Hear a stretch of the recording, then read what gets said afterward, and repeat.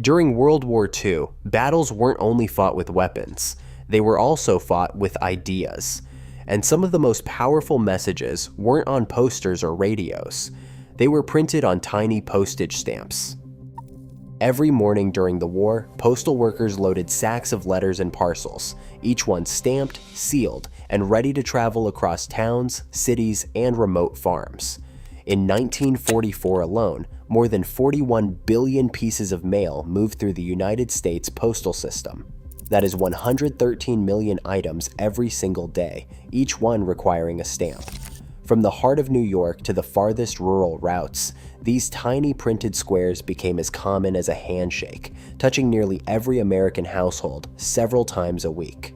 The stamp wasn't just a fee for delivery. It was a routine encounter, handled by millions of fingers, passed from clerk to mother, from soldier to sweetheart, from farmer to banker.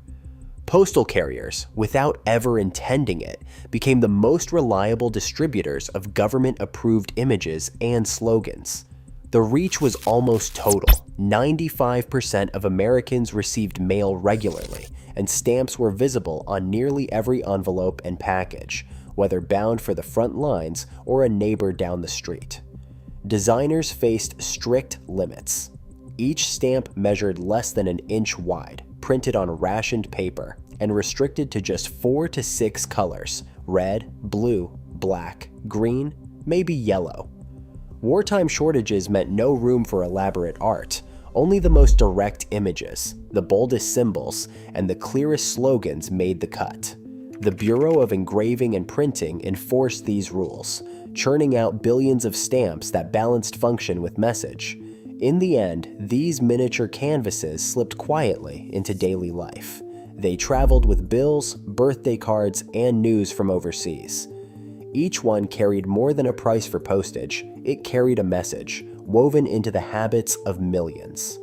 The stamp became a silent messenger, embedding the state's voice in the most ordinary routines. On October 22, 1943, a new sheet of stamps rolled off the presses at the Bureau of Engraving and Printing in Washington. This was the first in the Overrun Countries series, 13 stamps each bearing the flag of a nation under Axis occupation, bordered by broken chains and a rising phoenix. The design was simple, but the message was clear: unity and hope for liberation. Over 30 million of these stamps entered circulation, their colors standing out against the monochrome routine of wartime mail. The Office of War Information worked closely with stamp designers to get every detail right. They chose bold primary colors to make each flag unmistakable, even at a glance. The broken chains at the border weren't just decoration, they were a direct symbol of oppression overcome. The phoenix, rising from flames, spoke to the promise of rebirth. Each stamp measured less than an inch wide, but the symbolism reached across continents and into millions of homes. The production order itself became a kind of manifesto. Stamps were to be distributed not only through post offices, but also included in special mailings to servicemen and to families with relatives overseas. The Smithsonian's National Postal Museum still preserves a first-day cover from this series, postmarked New York, November 15, 1943. Its faded ink a reminder of the urgency felt at the time. For many Americans, affixing one of these stamps was a small act of solidarity. Letters to soldiers carried the flags of Poland, Norway, or Greece, each envelope a quiet gesture of support. In a world divided by occupation and fear, these stamps fostered a sense of shared purpose. They turned ordinary correspondence into a daily ritual of unity, linking distant families to a global struggle for freedom. In 1942, the Reich stamp designers received instructions from Berlin that left little to interpretation. A new series, known as the Sieg jeden Preis issue, would appear on millions of envelopes, each one a miniature declaration of war. The lead engraver E. Schultz worked under the close watch of the Reich Ministry of Propaganda, translating directives into ink and paper. The chosen image was unmistakable: the Reichsadler, Germany's imperial eagle, perched atop a sword and encircled by a laurel wreath. Across the top, in heavy black fracture, ran the words Sieg jeden Preis, victory at any cost. Every detail was calculated for effect. The eagle's claws gripped the blade, wings outstretched as if to shadow the envelope beneath.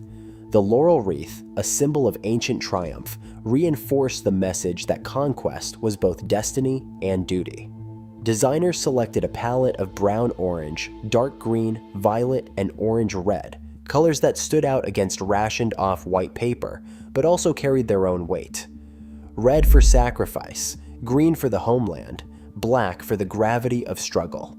No space was wasted. The denominations ranged from 5 Pfennig and 10 Pfennig to 30 Pfennig, 1 mark, and up to 5 mark, sitting in bold type at the lower corners, framed by the legend Deutsche Reichspost. Typography was no afterthought. Fracture, the angular script rooted in German tradition, lent the stamps an air of authority and menace. This was not the clean, modern look of Allied stamps. Instead, every letter seemed to echo the regime's demand for obedience. The effect was immediate.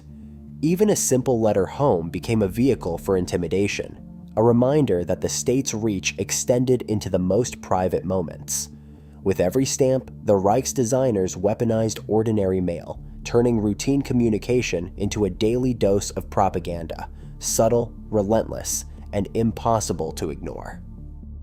In the autumn of 1939, as German troops tightened their grip on Poland, a new order arrived from the general government's headquarters in Krakow. Every post office, from Warsaw to the smallest rural village, was commanded to halt the sale of pre-war Polish stamps. In their place came sheets of familiar designs, now defaced with stark black overprints, GNJ, the German abbreviation for the General Gouvernement. The first of these overprints appeared in October, just weeks after the invasion, pressed onto old stocks by commandeered machines in the seized Warsaw printing works. For postal workers, the change was more than a technical adjustment. The presses that once rolled out stamps bearing the White Eagle and Polish landscapes now churned out the occupiers' mandate. Clerks sorted mail under the watchful eyes of German supervisors, stamping each envelope with the new authority.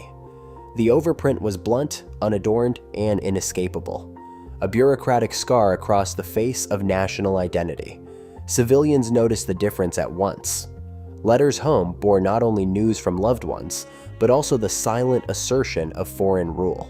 The overprint's black ink signaled that every message, every bill, and every ration coupon now passed through the machinery of occupation. Some families quietly set aside old unmarked stamps as keepsakes, tokens of a vanished country.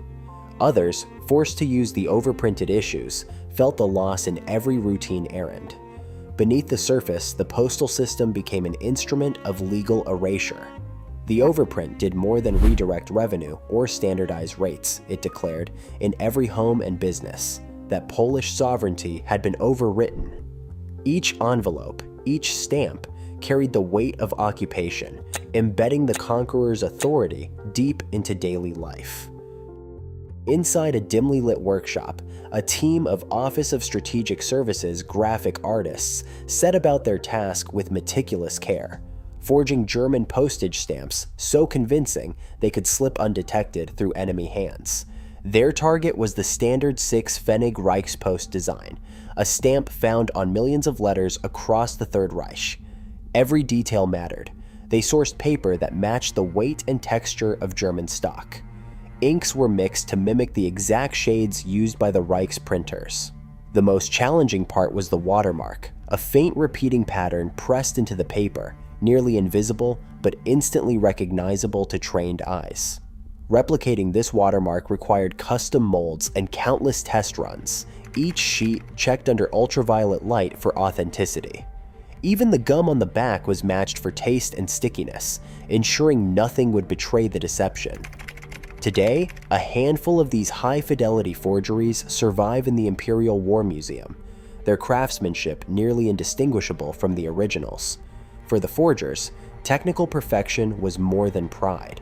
It was the only way their silent weapons might pass through the enemy's own postal system, carrying messages meant to undermine trust from within. On a cold morning in November 1944, a Deutsche Reichspost mail train lay twisted along the Ruhr rail line, its cargo scattered across the tracks. Among the wreckage, postal clerks worked quickly, gathering sacks of letters and parcels to salvage whatever could still be delivered. Mixed in with the debris were envelopes and postcards that looked perfectly ordinary, stamped, addressed, postmarked. But these were not what they seemed. Allied planes had dropped thousands of forged letters, each one crafted to pass inspection and quietly slip into the German mail stream. Within weeks, reports from the Deutsche Reichspost's own after-action logs revealed confusion. Clerks, unaware they were handling propaganda, sorted and delivered counterfeit mail alongside genuine correspondence. From November 1944 to March 1945, about 15% of the forged items were misrouted or flagged as suspect, but most continued on their way, reaching homes and offices across the Reich. The psychological effect was immediate. Postal workers, once trusted intermediaries, now faced suspicion and unease. For the first time, the mail itself felt unsafe. A silent weapon turning routine delivery into a source of doubt. In the end, the operation forced the German postal system to question its own reliability, proving that even the smallest objects could undermine certainty in the heart of a total war. Even now, stamps remain silent messengers of power, tiny designs shaping loyalty, fueling fear, and marking control. Propaganda still hides in plain sight, woven into the most ordinary objects. History proves what passes through our hands can shape the world. What hidden messages are we carrying today? Share your thoughts below.